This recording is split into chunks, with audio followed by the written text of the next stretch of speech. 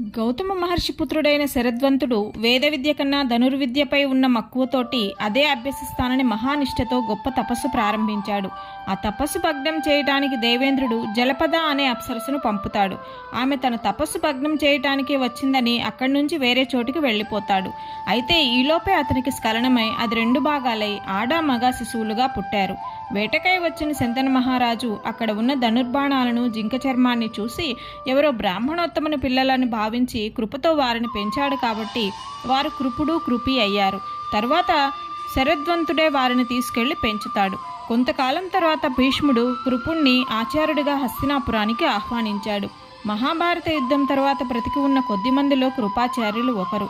అతనికున్న క్రమశిక్షణ విశ్వాసం నిష్పక్షపాతానికి కానుకగా ఆయనను కలియుగాంతం వరకు చిరంజీవిగా ఉండమని శ్రీకృష్ణుడు వరాన్నిచ్చాడు.